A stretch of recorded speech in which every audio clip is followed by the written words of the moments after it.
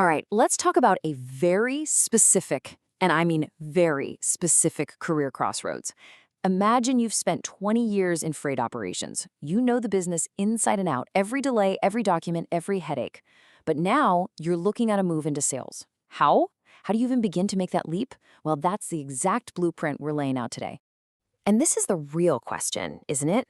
After 2 whole decades of being the person who solves the problems, the person who cleans up the messes behind the scenes, can you really become the person who goes out and generates the business?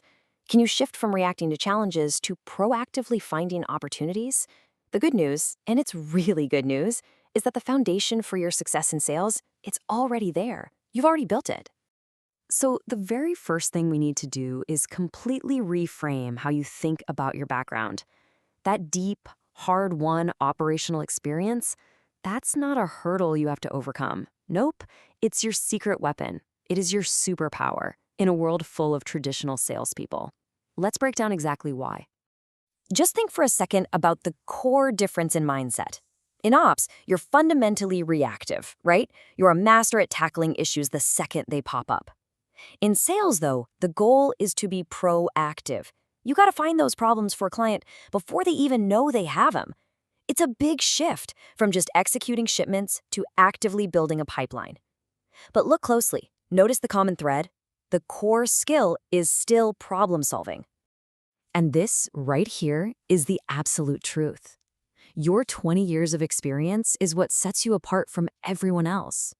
When you walk into a meeting, you carry a level of credibility that a pure salesperson, someone who's only read the brochures, simply cannot match. You haven't just learned the theory, you've lived the reality.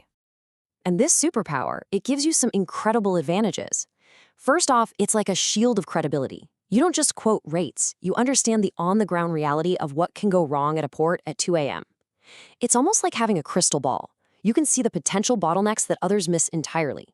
And this lets you build instant trust with a client's operations team because, you know what? You speak their language. That kind of connection is priceless. Okay, so we've established you've got the raw skills, you have the knowledge, but sales isn't just a technical job, it's a mental game.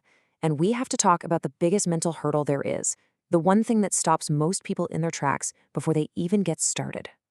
Yup, it's the fear of hearing that tiny little word, no.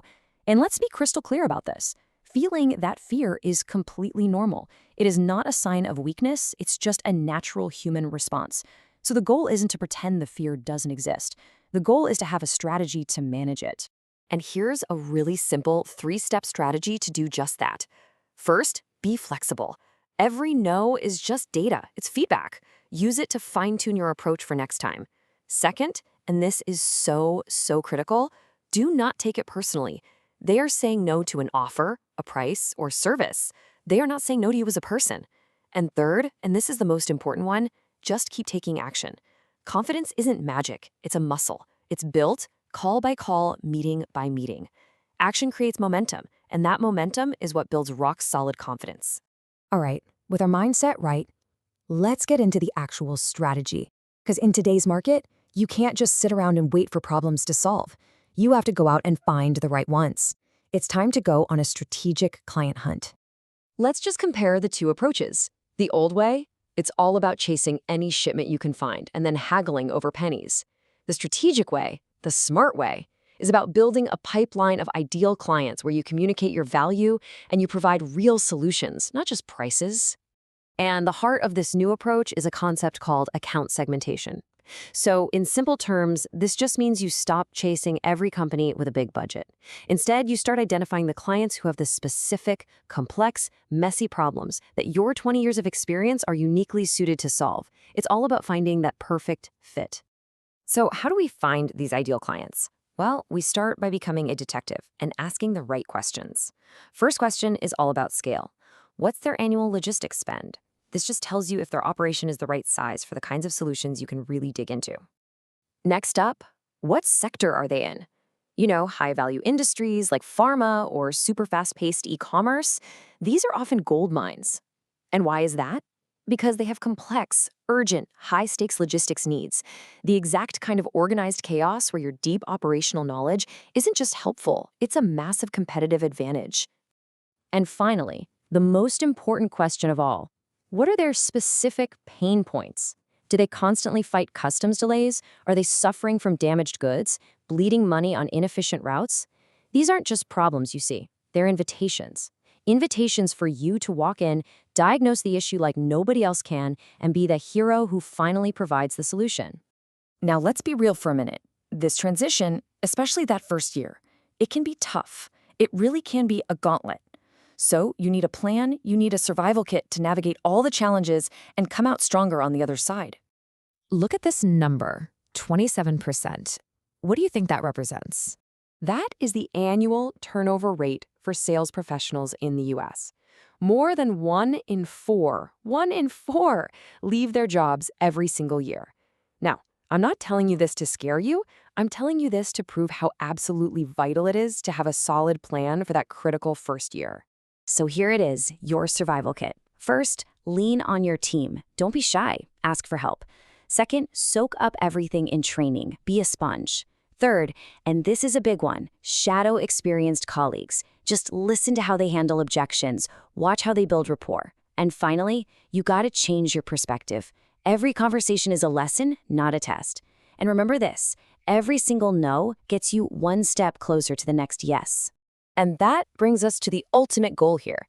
This whole journey isn't just about hitting quotas or closing deals. It's about an evolution. It's about becoming something far more valuable than just a salesperson. Here's the truth of it. Customers have a built-in radar for insincerity. They just know when they're being sold to. And this is where your ops background becomes your ultimate weapon. Your authenticity, your genuine, real-world knowledge of how things actually work, that's what builds lasting trust. So what does a trusted advisor really do? Well, they listen way more than they talk. They ask smart, insightful questions to get to the true root of a problem. They provide complete solutions, not just a product or a price tag. And they are always, always playing the long game, focused on building relationships, not just chasing short-term gains. You know, it's funny. These are all the traits of a great operations manager. So let's just bring this all together. You are not becoming someone new. This isn't about abandoning who you are. It's about taking that incredible wealth of knowledge you've built up over 20 years and just pointing it in a new direction. You're not transforming into a salesperson. You're evolving into a problem finder. Let me just leave you with this one thought. For 2 decades, you have been the master of solving problems that were dropped in your lap.